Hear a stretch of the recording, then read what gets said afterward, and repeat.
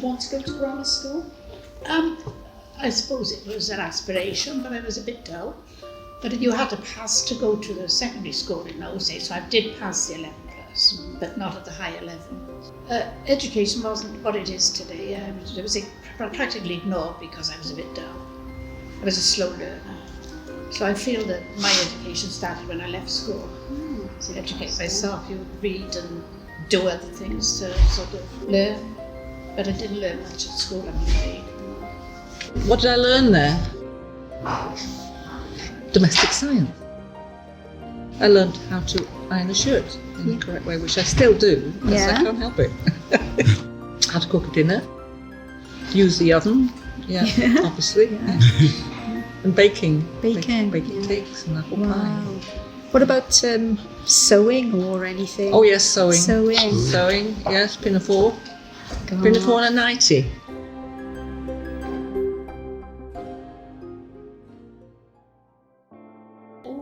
Dancing. And definitely music. Music played a big part. Yeah. Where did you go dancing, Shirley?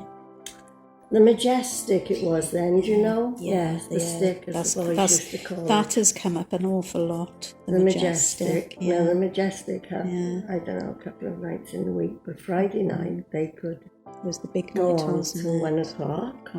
And Saturday night, at 11:45, they called a halt because there was still no music and dancing on the Sunday. Or Sunday hours, It was a big night down there. And then in the week we went to a dancing class. We went to Betty Hudson's. Betty Hutton, was she Betty Hudson? Yes, it was lovely. Yeah, Well, it might have been you. So where was this? On Chepstow Road. Betty Hudson. Betty Hudson's studio.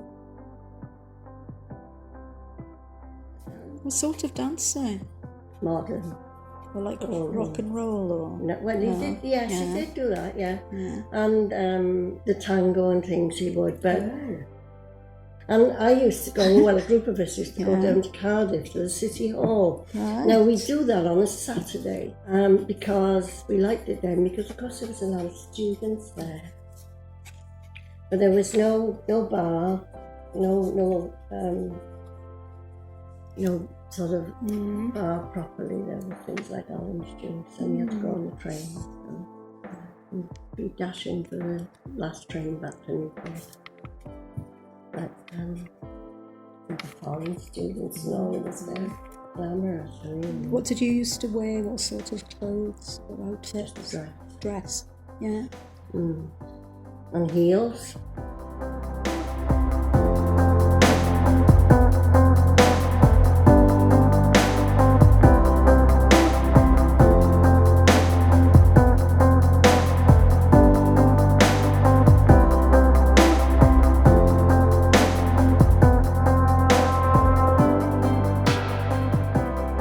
It's been a huge responsibility portraying and representing the roles of women, from the activist, the wife, the mother, the career woman, the late starter and the glamorous woman.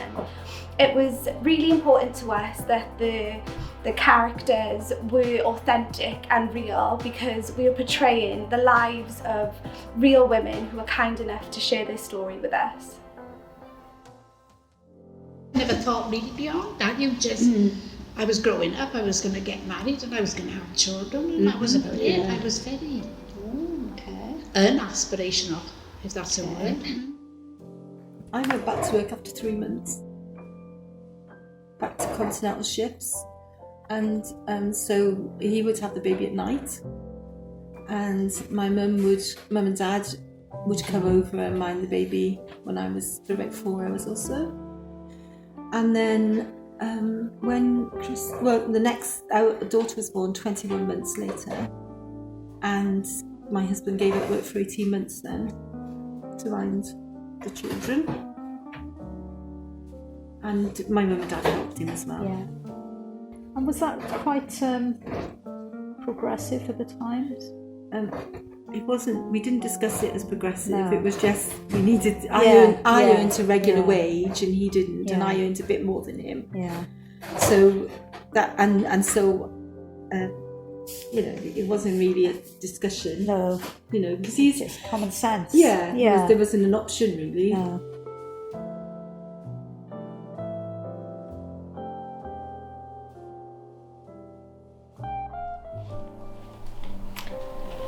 So when we started researching the project, we were given these beautiful photographs of all the ladies in their wedding dresses, and we decided to try to recreate at least one of the outfits. We chose this one, which was worn in the early 60s, and you can see the original hair. We decided against trying to find a replica or an original even, and go for an absolute copy if we could.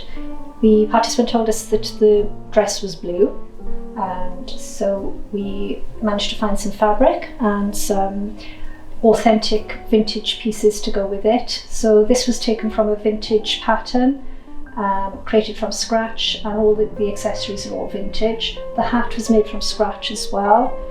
We made that from a very basic straw hat, which was stripped down and then matched exactly, and the gloves are true vintage. We hope that the participant recognises it as her wedding dress. That was the aim, was to look at it and think, yes, that's my dress. And it's quite striking in its style. It's different than the later dresses in the later 60s, which would have been longer and more traditional wedding dresses. So we felt this one stood out, and it's really formed the centrepiece of the wedding section.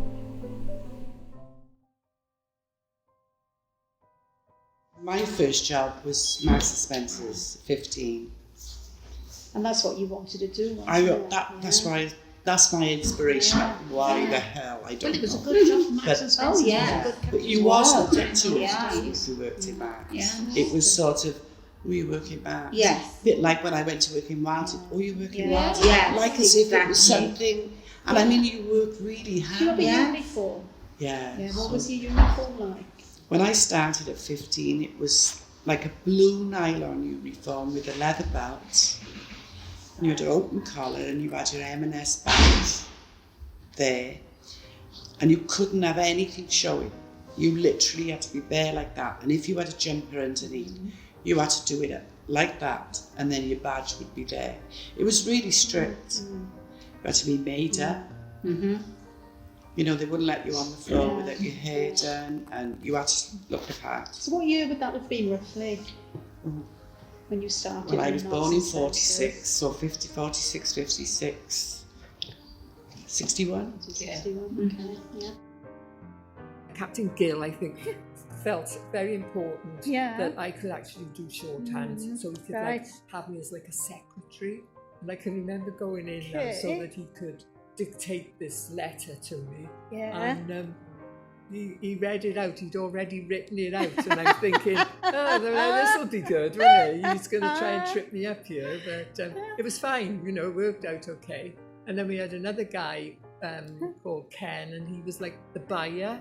Right. And then there was okay. a factory attached. Yeah. And we had like not a big factory, but there were Yeah. quite a few people in there, mostly men, I would have said. There's some ladies in like the canteen, the canteen, but mostly men. Did you ever go into the factory? Yes, I went in there to collect the cards, you know, the clocking in cards. Did you ever like get any harassment? Or wolf whistles Yeah, and stuff like yeah. that, yes, yeah. That never bothered me, to be No, honest with you. yeah. That was par for the course, you know, and I probably would have been upset if they didn't. Barbara Castle becoming the first female Secretary of State. How did you feel about that? Fantastic. Yeah. Oh, she was a warhorse. She must have been terrifying to work with. I'm sure she frightened Harold Wilson. But yeah, I thought it was a great moment.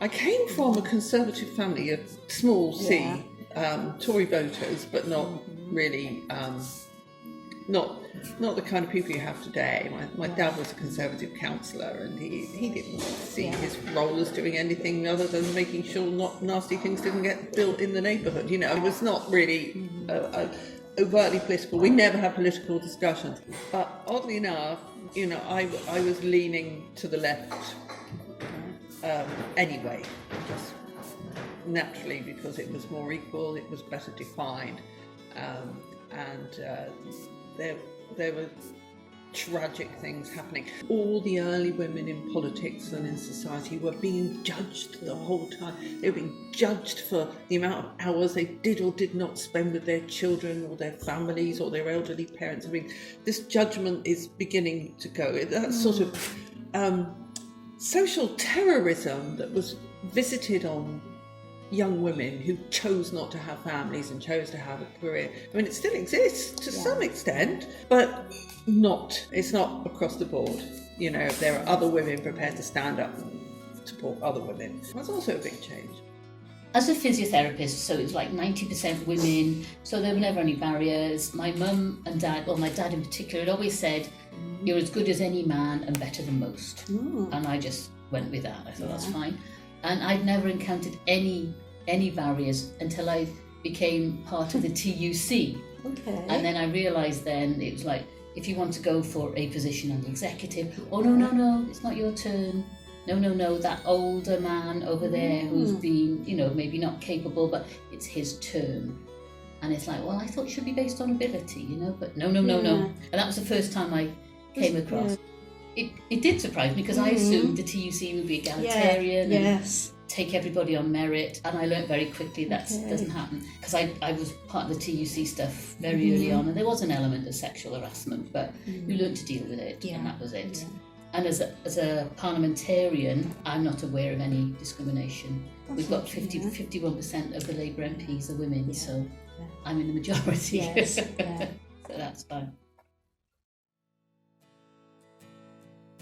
It's wonderful to see the lives of these women here laid out like this today, after working with them for so long, learning about their lives from childhood to school years, to marriage, to work, to the present day. We can see the impact that feminism may have had upon their lives, even though some of them weren't aware of it at the time. But what is apparent is that these women have paved the way for today's girls and women, and it has been a pleasure to work upon this project.